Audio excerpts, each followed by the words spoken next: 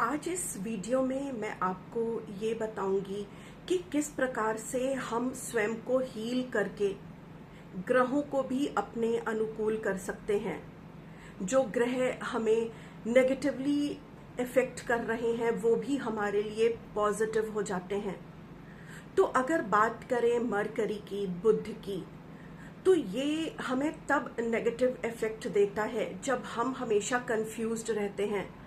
कोई एक डिसीजन लेने के बाद हम अपने आप को ही सेकंड गेस करने लगते हैं कि क्या ये डिसीजन मैंने सही लिया। और इस कंफ्यूजन की स्थिति में हम अपने डिसीजंस पर स्थिर नहीं रहते और हमारे बुद्ध खराब होना शुरू हो जाते हैं। तो अगर आप अपनी बुद्ध ठीक करना चाहते हैं तो आपको कंफ्यूजन को त्यागना होगा।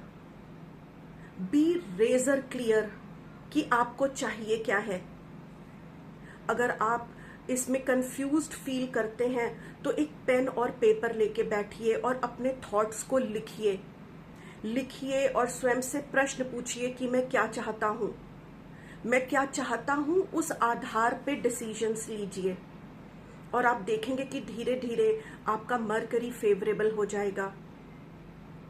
अगर आप अनचाही जगहों पर बिना मांगी एडवाइसेस देते हैं, जहां आपकी एडवाइस की कोई कदर नहीं हो रही है, वहां पर भी आप अपनी सलाह देने लगते हैं।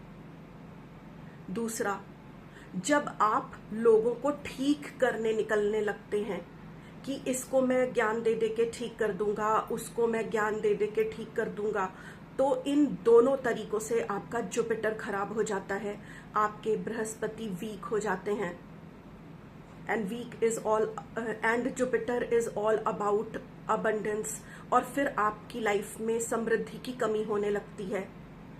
तो अगर आप अपने जुपिटर को स्ट्रॉन्ग करना चाहते हैं तो उन प्लेसेस पे अपनी एडवाइस मत दीजिए जहां पे वो रिक्वायर्ड नहीं है, जहां पे वो अनवेलकम्ड है, जहां आपकी सलाह को कोई मानने वाला नहीं है, जहां आपकी सलाह की कोई वैल्यू नहीं है, वहां बिना मांगे अपनी सलाह मत दीजिए। दूसरा, दूसरों को सही करने मत निकलिए, क्योंकि वो अपनी टाइमलाइन से चल रहे हैं। उनकी कॉन्शियसनेस का लेवल अलग है, उनकी टाइमलाइन अलग है। उस टाइमलाइन को रिस्पेक्ट करिए। वो धीरे धीरे आगे बढ़ेंगे अपनी सोल ग्रोथ में, पर जरूरी नहीं है कि वो आप करें। वो अपने एक्सपीरियंसेस से, डिवाइन की मदद से करेंगे। तो वहां पे ना आप सलाह दीजिए, ना लोगों को करेक्ट करिए। तीसरी बात करते हैं मार्स की, मंगल की। तो मंगल आपकी जन्मपत्री में तब खराब हो जाता है जब आप अपने गुस्से के पीक पे डिसीजंस लेते हैं, और जब आप अपने एंगर की, गुस्से की चरम सीमा पर होते हैं और तब आप कोई एक्शन लेते हैं। जब आप ऐसी लड़ाइयां लड़ते हैं लोगों से और स्वयं से भी जिन्हें लड़ना जरूरी ही नहीं है। Choose your battles wisely. हर लड़ाई लड़ना जरूरी नहीं है, कुछ चीजों को अनरिजॉल्व्ड रहने दिया जाना चाहिए। तो जब आप कभी गुस्से की चरम सीमा पे डिसीजन लेंगे और अनवांटेड वॉर्स और बैटल्स में इंडल्ज हो जाएंगे, तब आपके मार्स खराब होना शुरू हो जाएंगे। तो इसकी रेमेडी ये है, चूज योर बैटल्स वाइजली। मुझे कहाँ लड़ना है और कहाँ नहीं लड़ना है, ये आपको अपने विवेक से डिसाइड करना होगा कि यहाँ रिक्वायर्ड है कि मैं लड़ूंगा और यहाँ रिक्वायर्ड है कि नहीं लड़ना है। और जब आप गुस्से की चरम सीमा पर हो तो ना वहां पे कोई शब्द बोलें, ना एक्शन लें, ना डिसीजन लें। Let that emotion pass. Backward counting कर लें या अलग रूम में चले जाएं, कुछ देर के लिए शांत बैठें, 3 लंबी गहरी सांसें लें और उसके बाद कोई एक्शन या डिसीजन लें। इससे आपके मंगल अच्छे होना शुरू हो जाएंगे।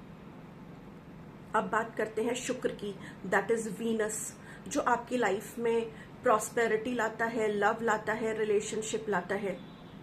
तो शुक्र तब खराब हो जाता है जब आप उन रिश्तों में तब भी रहते हैं जहां ना आपको प्यार मिल रहा है, ना सम्मान मिल रहा है, जहां आपको कुछ भी कहना अलाउड नहीं है, जहां आप हैं ही नहीं, जहां सिर्फ दूसरा व्यक्ति है, जहां आप ओवर गिव कर रहे हैं और रिटर्न में आपको कुछ नहीं मिल रहा है, और अगर मिल भी रहा है तो वो ब्रेड क्रमिंग जैसा, कुछ बहुत, थोड़ा बहुत बचा खुचा वो आपको मिल रहा है। जब आप अपनी ही वर्थ को इस हद तक डाउन कर देते हैं कि दूसरे व्यक्ति को भगवान बना लेते हैं और अपनी वेल बीइंग के बारे में सोचना ही छोड़ देते हैं, अपनी सेल्फ रिस्पेक्ट को त्याग देते हैं, अपनी वाणी को बंद कर देते हैं, वहां आपके शुक्र खराब होना शुरू हो जाते हैं। तो रेमेडी ये है कि उसी रिलेशनशिप को कंटिन्यू करिए जो इक्वल गिव एंड टेक पे आधारित हो, जहां म्यूचुअल अंडरस्टैंडिंग हो, जहां म्यूचुअल लव हो, ट्रस्ट हो और हार्मनी हो, अंडरस्टैंडिंग हो, फेथ हो। ओवर गिविंग से आप अपने शुक्र को इस हद तक खराब कर लेते हैं कि वो आपकी ब्यूटी पे भी नेगेटिवली इफेक्ट डालता है। तो शुक्र को अगर आप अच्छा करना चाहते हैं तो try to be in a healthy and balanced relationship. अब बात कर लेते हैं सन की। तो सन, सूर्य हमारी जन्मपत्री में तब खराब हो जाते हैं जब हम अपनी पावर और अथॉरिटी को लोगों को दबाने और डराने के लिए यूज करने लगते हैं, ना कि उनको सहारा देने के लिए यूज करते हैं। जब हम अपनी पावर का मिस यूज करते हैं अपने पर्सनल गेन्स के लिए, तब सूर्य खराब हो जाते हैं। दूसरा, जब हम अननेसेसरी रिकग्निशन चाहते हैं, जरूरी नहीं है कि हमेशा हर वक्त हमारी तारीफ की जाए, हमें किसी पेडेस्टल पे बैठाया जाए, हमें किसी ऊंचे स्थान पे ही खड़ा रखा जाए या बैठाया जाए। जब हम अननेसेसरीली रिस्पेक्ट की डिमांड करने लगते हैं विदाउट अर्निंग इट, तब भी हमारे सूर्य खराब हो जाते हैं। तो सूर्य को अच्छा करने का तरीका है कि हम अपनी पावर, अपनी अथॉरिटी को अच्छे कामों के लिए यूज करें। और दूसरा, अननेसेसरी रिकग्निशन और रिस्पेक्ट गेन करने के लिए लोगों पे अत्याचार ना करें या दबाव ना बनाएं, क्योंकि रिस्पेक्ट हमेशा अर्न की जाती है। आप ना उसकी भीख मांग सकते हैं, न छीन सकते हैं। अब बात करते हैं चंद्रमा की। तो चंद्रमा, मून, हमारी जन्मपत्री में तब खराब हो जाता है जब हम अपने हर छोटे बड़े इमोशन के लिए दूसरों को जिम्मेदार ठहराते हैं। हम अपनी भावनाओं के लिए कहते हैं कि ये इसने कर दिया इसलिए मैं दुखी हो गया, ये इसने कह दिया तो मैं दुखी हो गया। हम अब इतने डिपेंडेंट हो जाते हैं दूसरों पे कि अपनी ही भावनाओं पे न कंट्रोल कर पाते हैं, न मैनेज कर पाते हैं, और धीरे धीरे हमारे चंद्रमा जन्मपत्री में वीक होने लगते हैं। पर जिस दिन हम अपने इमोशंस को मैनेज करना सीख जाते हैं, उस दिन हमारे चंद्रमा उच्च के होने लगते हैं। तो इसलिए अगर आप अपने चंद्रमा को उच्च करना चाहते हैं तो अपने इमोशंस का कंट्रोल और उसका मैनेजमेंट अपने हाथों में रखिए। अपने इमोशंस का जो कंट्रोल है, जो उसका अगर आप रिमोट कंट्रोल समझें, तो वो आप किसी और के हाथों में मत दीजिए। बाहर कैसी भी परिस्थिति हो, आपको अपने मन को एक ही स्थिति में रखना आना चाहिए।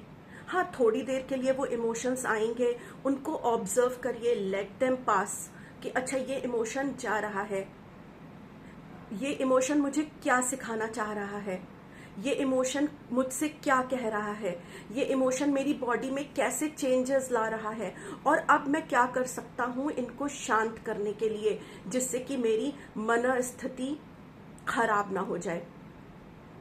इसलिए बहुत ज़रूरी है कि हम इन सारे प्लैनेट्स को हीलिंग के द्वारा सही करने की कोशिश करें, क्योंकि जब हम खुद को हील करते हैं तो हमारी हैबिट्स, हमारे बिहेवियरल पैटर्न्स हील होते हैं, और जब ये हील होते हैं तो हम जो एक्शंस लेते हैं वो पॉजिटिव होते हैं, और पॉजिटिव एक्शंस हमेशा पॉजिटिव रिजल्ट ही देते हैं।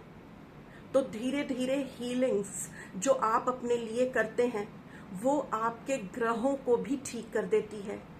तो अपनी हीलिंग पे ध्यान रखिए, खुद को हील करिए, और आप पाएंगे कि धीरे धीरे जो बैड इफ़ेक्ट्स जन्म पत्री के आप अपनी लाइफ में देख रहे हैं वो सब ट्रांसफॉर्म हो जाएंगे, और आपको ये सारे ग्रह अच्छे रिजल्ट्स देने लगेंगे।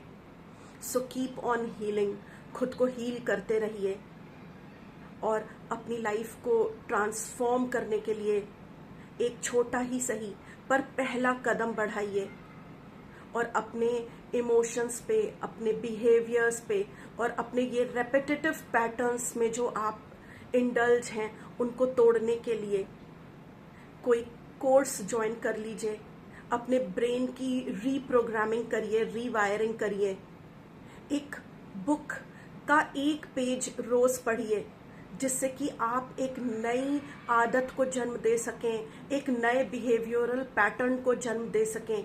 और जब आप अपनी लाइफ में कुछ नया करते हैं तो नए रिजल्ट्स ज़रूर आते हैं। Thank you.